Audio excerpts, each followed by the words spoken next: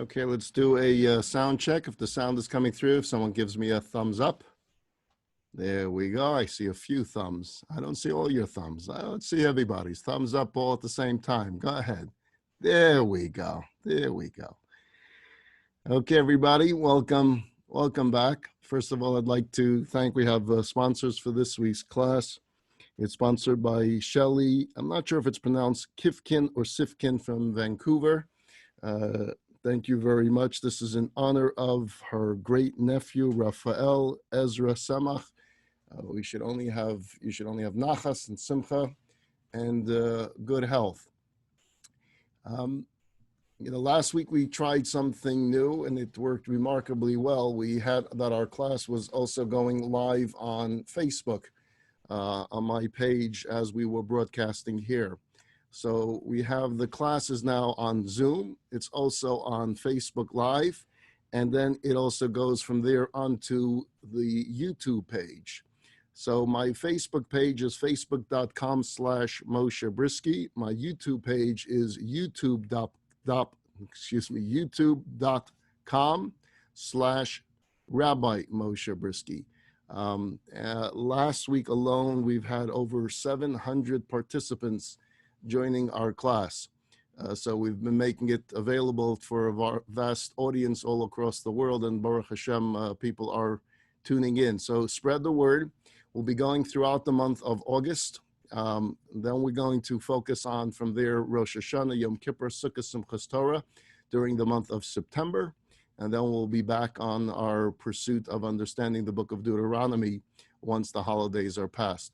There'll be a lot of information coming out in the weeks ahead about our high holiday plans. So stay tuned for all of that. We have a fascinating subject to discuss today, a difficult one, but one that as we get into it, the more perhaps that we delve into it, the more we will understand.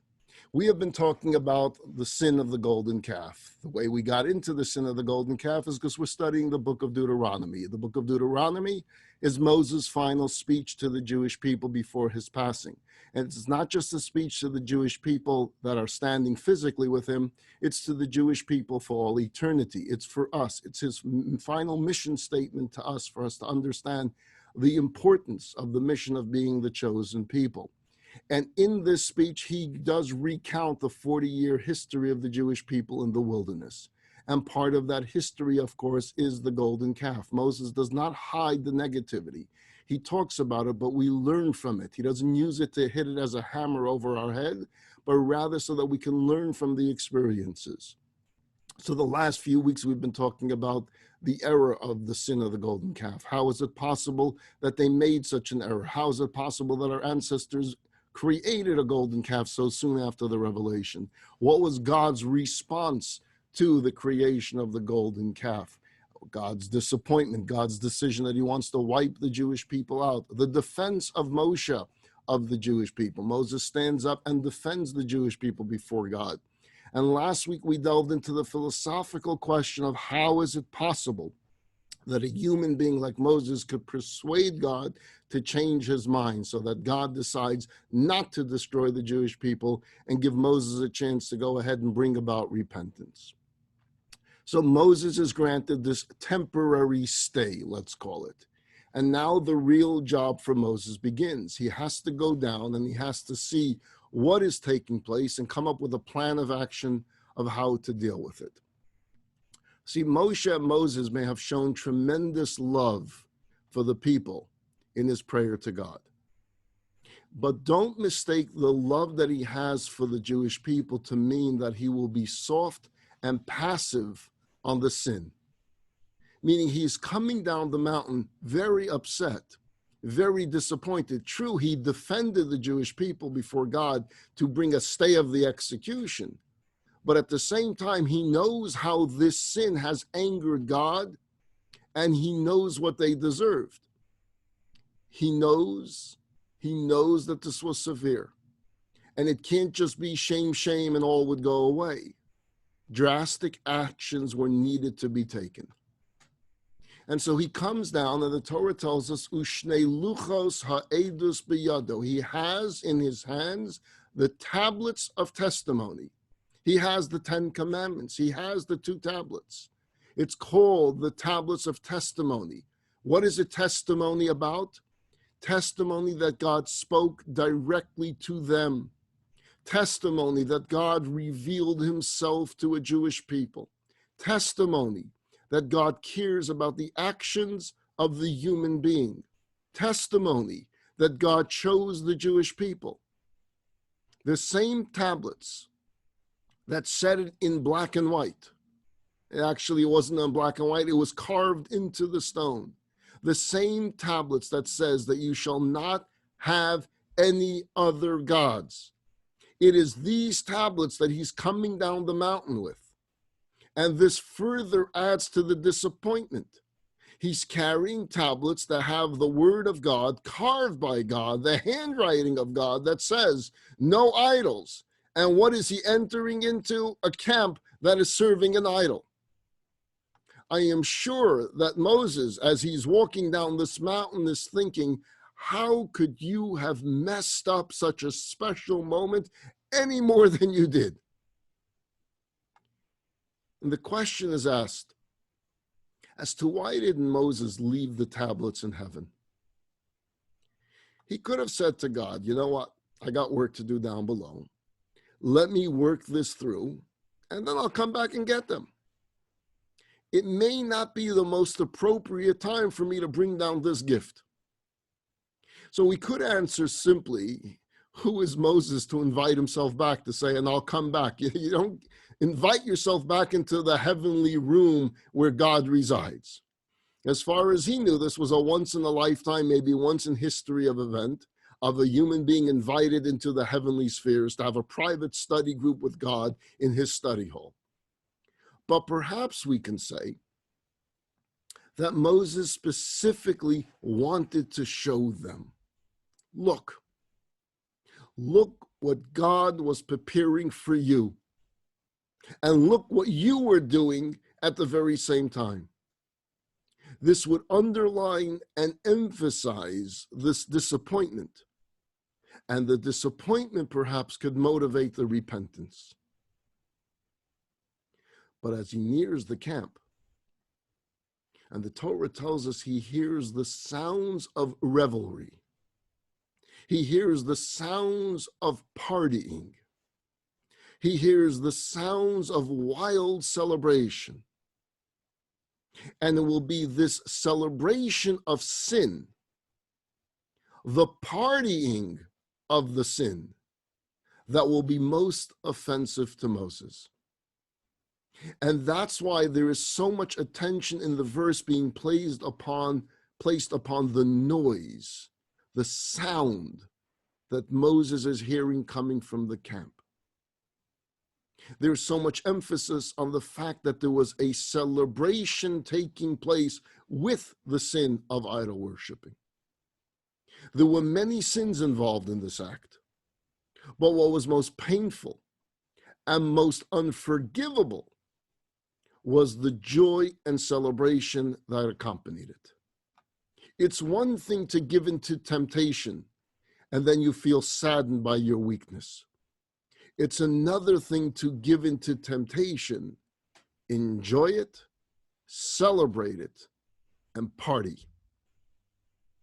It's yet another league completely when you give in to them temptation and you publicly yell, Yahoo!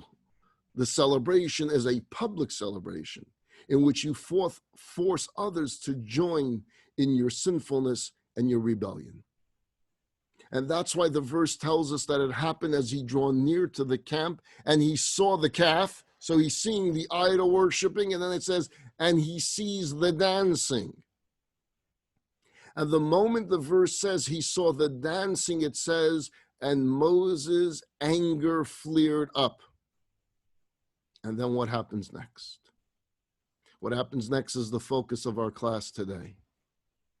He throws down from his hands the tablets that God gave him, and he shatters them at the foot of the mountain.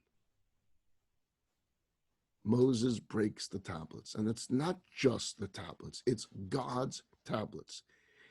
God created something physical for Moses to bring down from the heavenly world. It's not just a souvenir that you got when you visited the Empire State Building. It's the souvenir from God that God made, that God wrote, containing the revelation that God said to all the people. Tablets of testimony.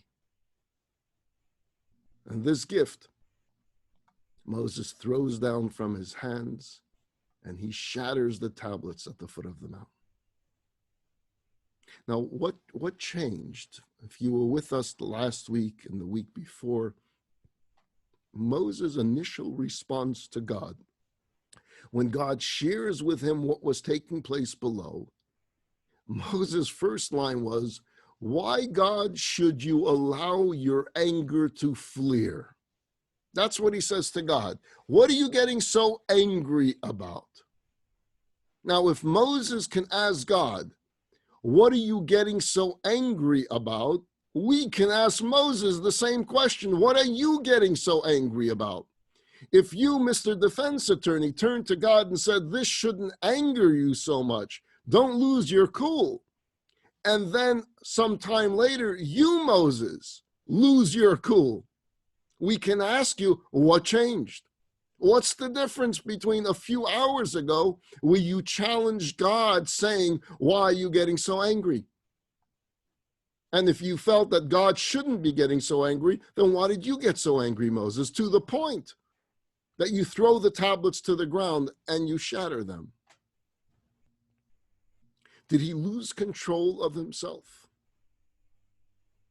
Did he throw the tablets to the ground out of a total loss of control? Was it an emotional reaction? Was it a conscious decision? What was he thinking? And finally, my question, was it right or was it wrong? Did what Moshe do by breaking the tablets, is it considered a good thing to do? Or was it considered a mistake to do? Let's rephrase the question. If Moses could do it all over again, do you think he would break the tablets or hold on to the tablets? These are all good questions. These are all questions that deserve our attention. I'll present to you answers that I have found in the classic commentators, present them to you, and you'll reach your own conclusions. It is clear from the text verse that the key word is, and he saw. Moses saw. Because there is an emotion attached to seeing something that is so much more powerful than hearing about it. See, that the Jews were involved in idol worship is not news to him. He heard that already from God. In fact, he already went through a trial where he defended the Jewish people from the verdict of God to wipe them out. So this is very much on his mind as to what they are involved in. But all of that was something he heard about. And yes, he is hurt. And yes, he is wounded. And yes, he is upset, but he is controlled. Not only that, he asks God, why are you getting so angry? What good will come from your anger? And now Moses comes down the mountain and he has the tablets and he sees with his eyes the golden calf. And he sees them worshiping the golden calf. And he can now relate to God's anger. Because that very same word that the text used about God getting angry, vayichar, is now the same exact word that the Torah will use about Moses' reaction. The same reaction that God had, that Moses says, why are you reacting that way, is the same reaction that Moses now has. What changed? Before he heard about it, now he's seeing it.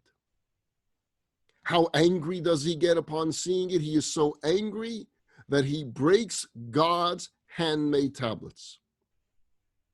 You see, we have different reactions based upon our involvement in the action. Did we hear about it? or did we see it? Hearing has a greater intellectual reaction. When you listen to something, when you pay attention, you're having an intellectual moment of receiving the words, receiving the concept, receiving the study, receiving the information, and utilizing your intellect in this process of receiving this information. Seeing has a far greater emotional reaction.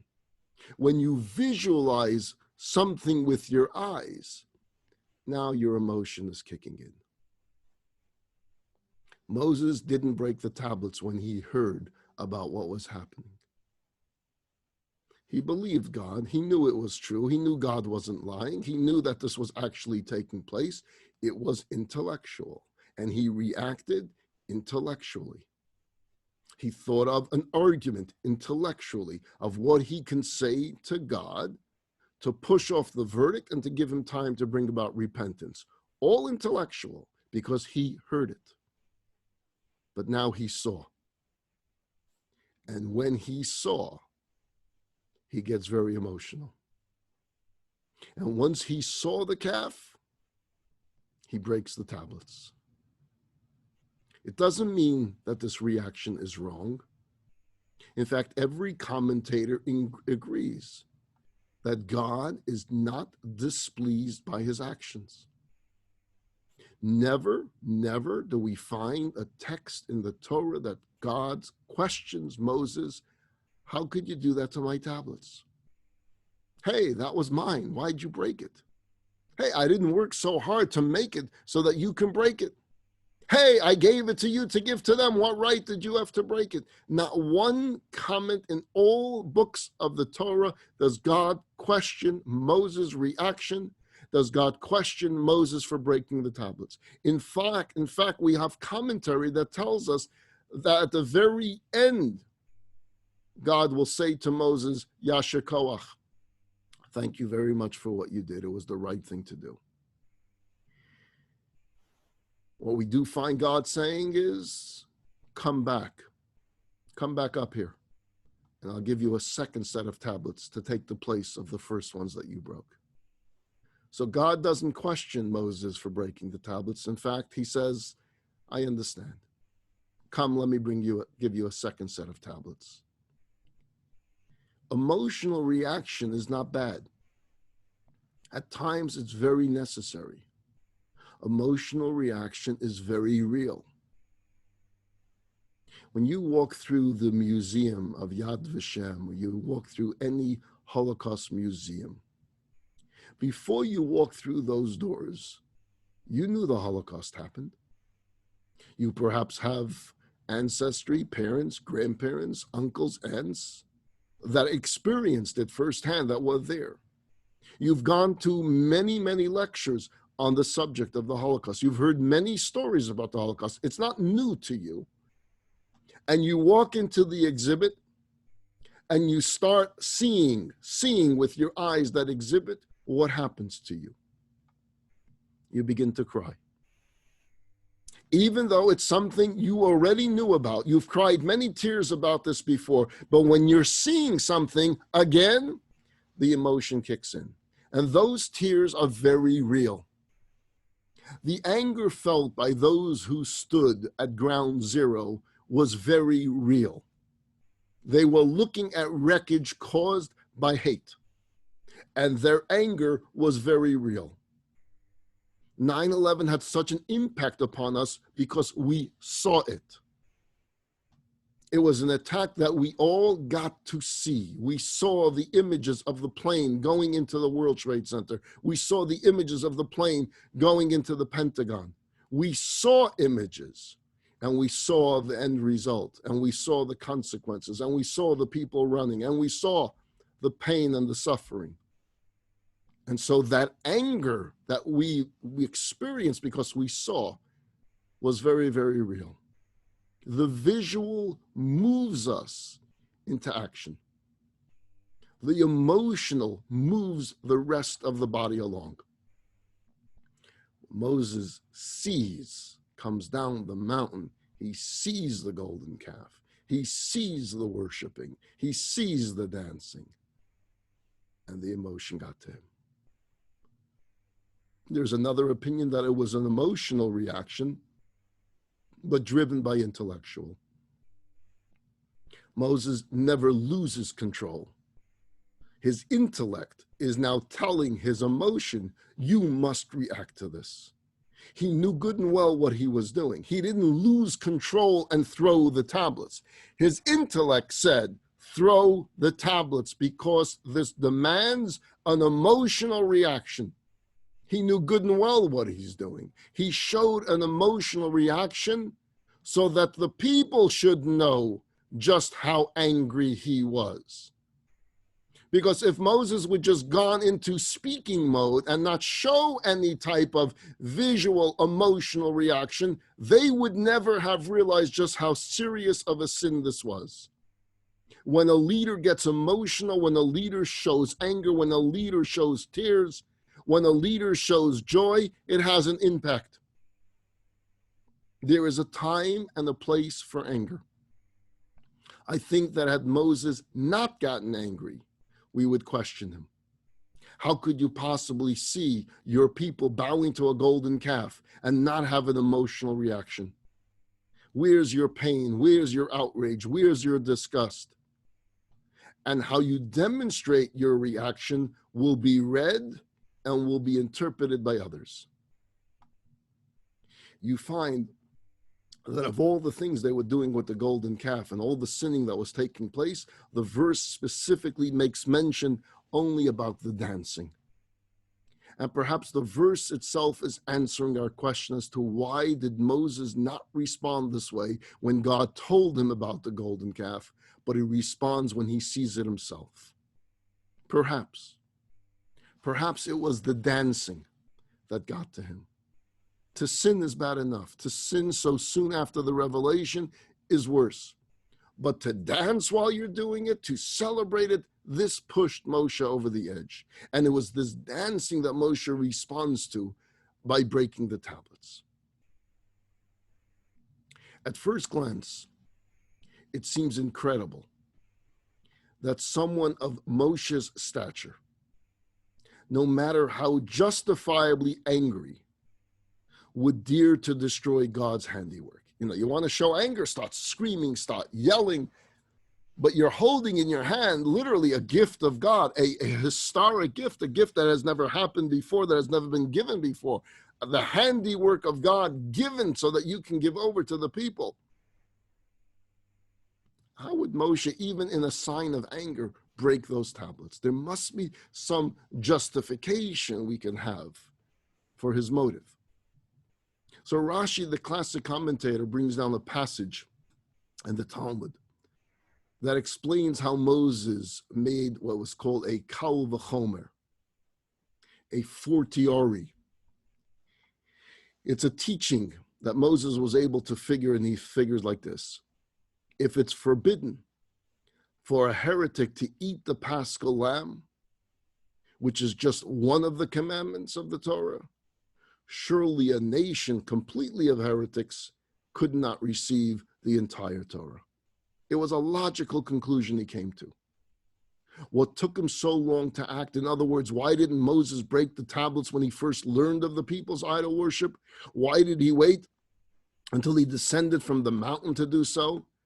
Had Moses not visually experienced the events surrounding the golden calf on an emotional level, he would never have reached the logical conclusion that breaking the tablets was necessary. It is the emotion that drives the intellect here.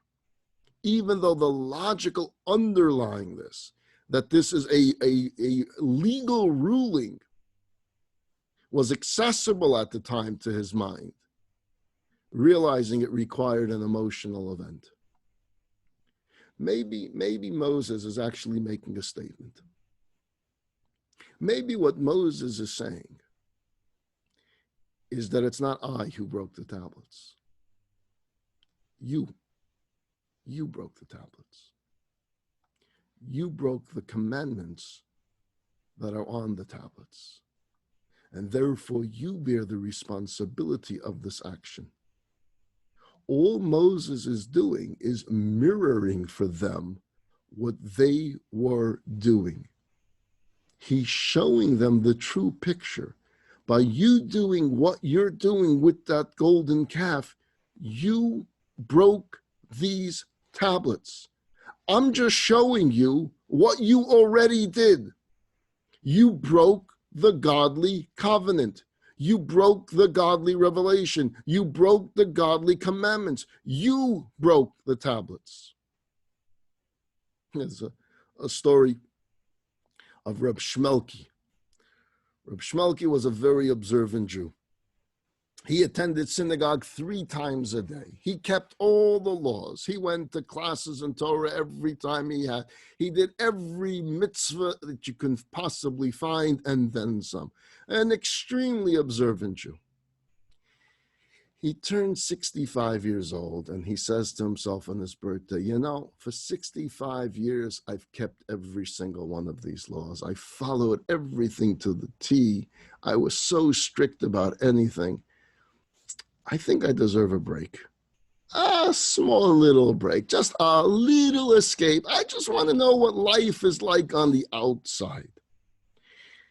And his evil inclination gets the best of him and persuades him that he's earned a few days off. So he buys himself a ticket to Las Vegas. And he figures after 65 years, you know what? I'm going to live it up. He gets himself a pair of Bermuda shorts, one of those Hawaiian t-shirts, a Stetson hat, some fancy sunglasses, and he flies off to Vegas. He lands in Vegas, and wow, the glitz, the lights, unbelievable. Figures he'll gamble a little bit, he'll go to some shows, he'll have some fun, and then he'll go back to his old schmalky life. He's crossing the strip. He's going from one side to the next, and boom, he gets hit by a bus. His first minute in Vegas gets hit by a bus. Makes his way to the heavenly world. And he looks at God and he says, this is so unfair. This is so unfair, God. 65 years, I followed everything. I did everything you asked. 65 years. One time, I just want to live it up a little bit, just one time. And what was I really going to do? I wasn't going to do anything sinful. I was going to have a little fun. One time, and boom, that's what happens to me. I get hit by a bus and I die. Where's the justice? God takes a closer look, and he says, Shmelki, is that you? I didn't recognize you. This cute story, not true by the way, illustrates the situation of the Israelites at the time of the sin of the golden calf. They had experienced the highly intensive encounters with the Almighty. They experienced God in the Exodus. They experienced godliness at the splitting of the sea. They experienced godliness and holiness at the revelation of the Torah at Sinai. They experienced godliness and miracles at Marah, at Masa Meribah. They were saved miraculously from death of thirst. At Rephidim, they were delivered by the Amalekans. But as it was with Shmelki, when the time and circumstances were ripe, they changed their spiritual identity. They took off their gold ornaments and they followed their evil inclination by at least tactically acquiescing to this idol-worshiping service of the golden calf, in open violation of the first 2 commandments. So at that moment, in the spiritual sense, God says, I don't recognize you. This is not my people. And he calls them your people to Moses. This is not my people. I don't recognize them. They're your people, Moses. And that was a hint to Moses that he had to restore relations between the Israelites and the Almighty so that they might again fulfill what Moses later prays for. See that this is your people. Accept them back as your people. And this explains why Moses doesn't ask God to allow him to leave the commandments up above at the top of Mount Sinai until such a time that the Israelites might be worthy of it. Because God had hinted to Moses by calling the Israelites your people, that he was required to set the Israelites back on the right path. And the tablets of stone, these 10 commandments, these tablets were the essential objects to bring the Jewish people back to order. For they were a miracle in themselves. It says the tablets were written on both sides through and through. There were so many miracles connected to the tablets themselves. So Moses doesn't leave the tablets with God.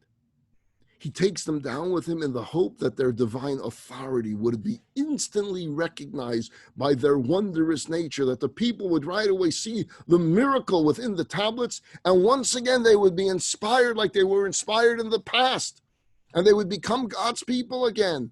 Immediately as they would take one peek at the tablets, it would all be over. Forget this golden calf. Wow, we forgot that this is godliness. We experienced it in Egypt. We experienced it at the sea, at the Revelation. So Moses is carrying the tablets. The tablets are going to do the work for him, right? And he nears the camp. And there was no sudden shocked pause in the worship of the golden calf. There was no marveling at the great miracles of the tablets. That object lesson had failed. And it was at that moment that Moses realizes that he has to use a stronger object lesson. If seeing the tablets is not going to shake them out of this behavior, he needs something even stronger than that. And what was that? To smash the tablets. Shock treatment.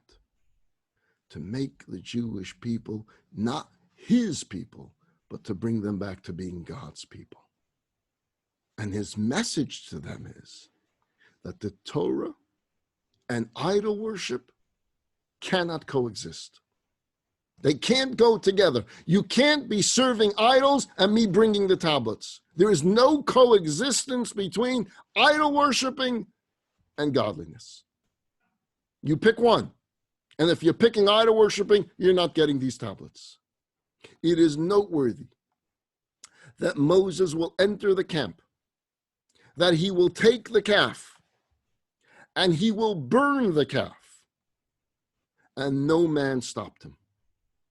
And no one got in his way. Why not? These same people threaten Aaron's life. Why not threaten Moses' life? You touch that, we'll kill you. It's not that they didn't rebel against him throughout the 40 years. They've rebelled against this man over and over and over again, to the point that Moses himself says to God, Od ma'atus koluni, these guys are capable of stoning me, God. Their love for me is not that great. If they continue with hardships, they can stone me. So if these guys can stone Moses, if Moses believes that they can threaten his life, so why, if they were worshiping what they proclaim was the God that took them out of Egypt, would they allow this man Moses to take this calf that they believed was their God that took them out of Egypt and burn it? You can answer that perhaps now the silent majority felt emboldened by his presence. And the silent majority that was afraid to speak up spoke up. And the mob was silenced. Possibly you can add that it was the breaking of the tablets that established this aura of Moses at this time. This message of don't mess with me now. I'm an angry leader. I'm not going to be this softy. There is a time for the nice teacher to take control. There's a time for strength. Moses takes control of the scene by breaking the tablets before all the people.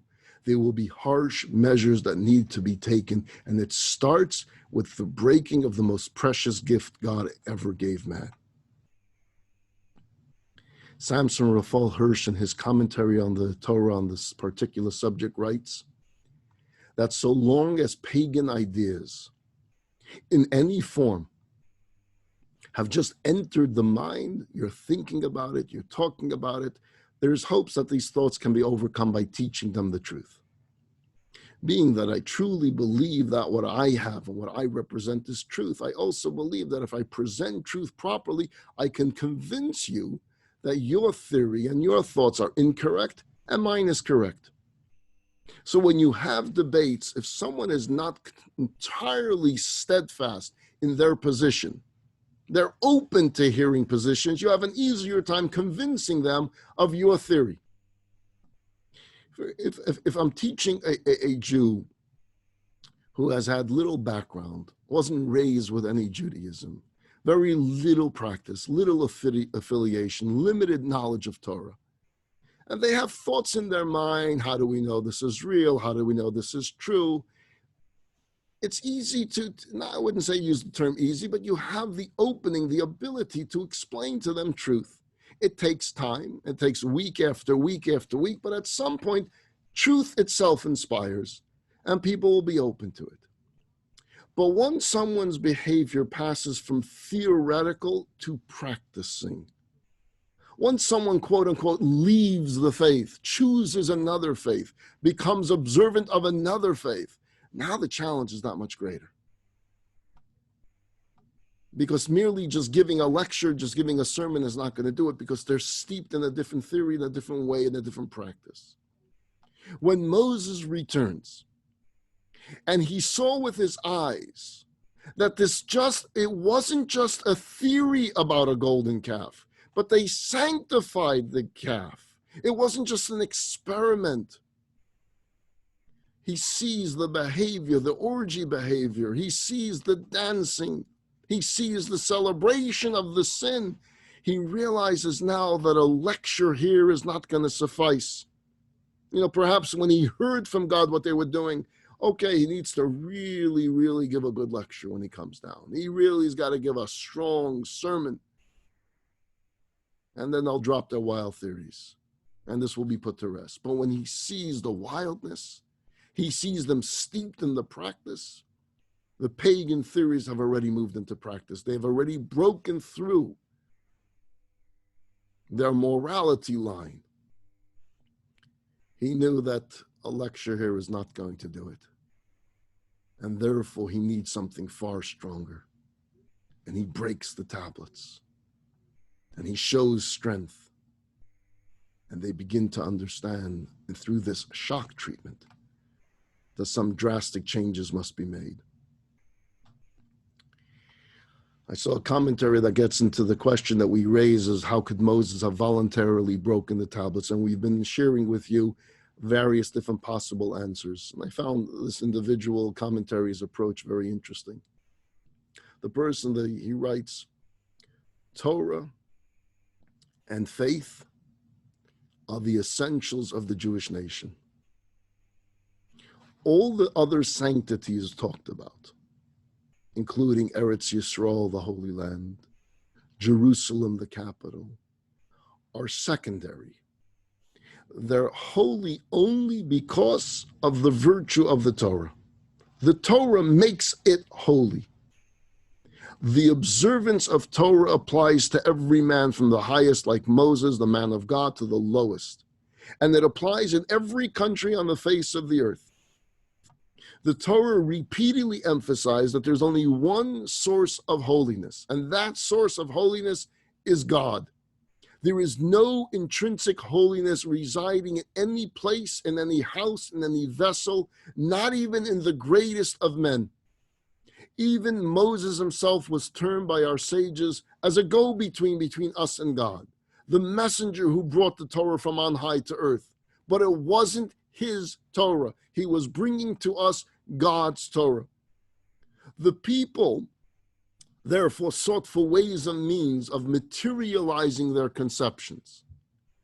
So going back to what we started with a few weeks ago, when they saw that Moses was delayed, that their faith was undermined, they sought to make a calf.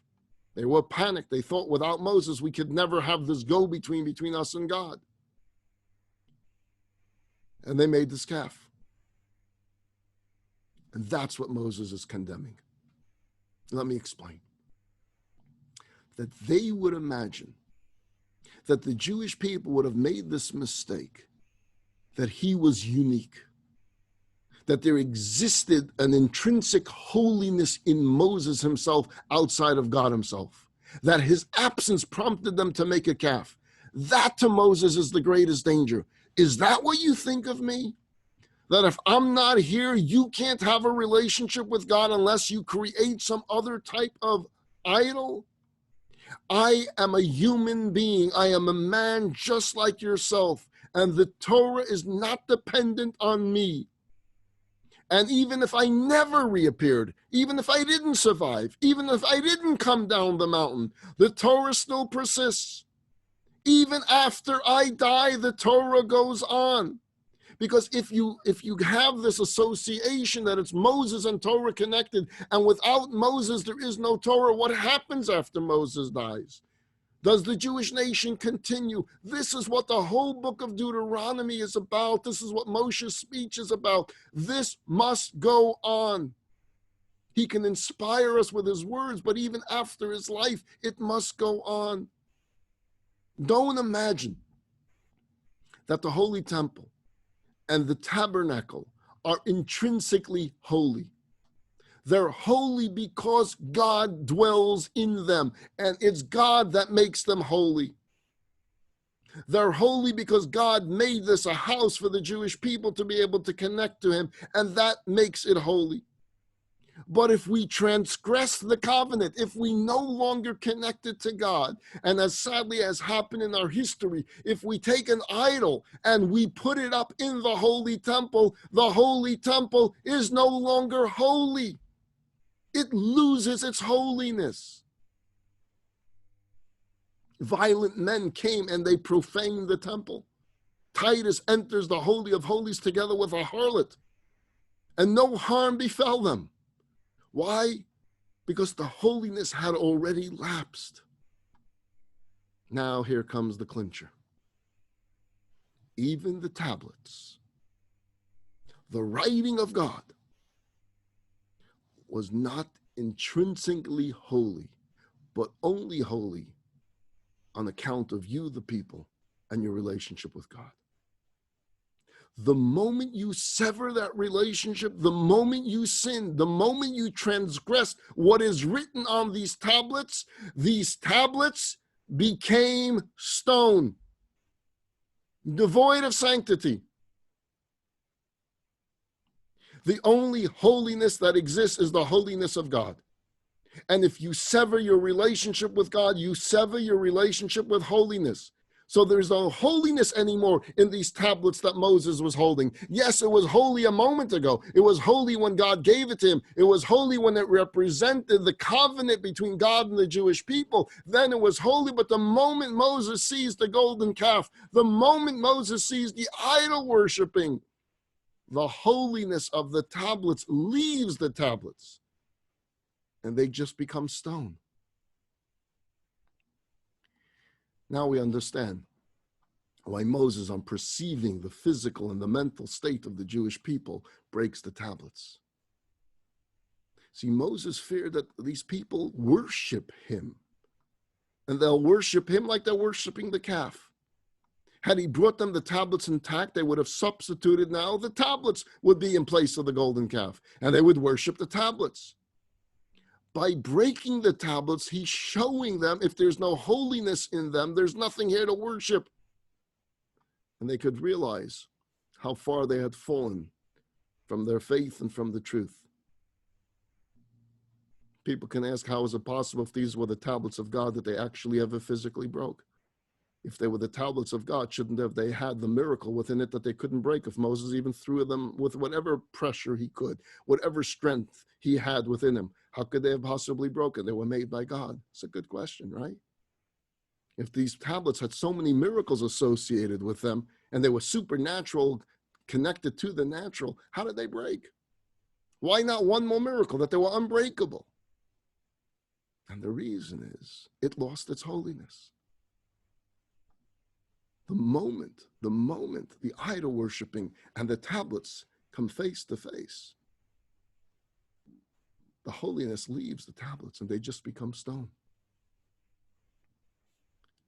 And that's why they broke. And that's why he broke it, to show them this, to teach them this. The only holiness that there exists in the world is the holiness of God. And if you remove that, then you're just left with stone. And stone could break. It's the same answer to the question, how is it possible that a holy temple, a place where God resided, was able to be destroyed, whether by the Babylonians or by the Romans? And the answer is, it lost its holiness. My dear friends, tonight we mark Tisha B'Av, the 9th of Av. The 9th of Av, the fast of Av, saddest day in the Jewish calendar, for it is on this day indeed that the Babylonians destroyed the Holy Temple. And then later in history, the Romans destroyed the Holy Temple.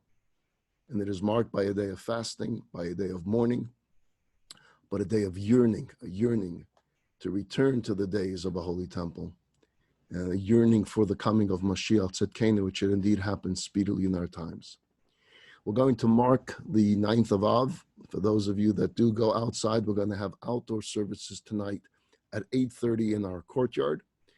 If you'd like to join, please sit socially distant from one another, and also be sure to wear a mask.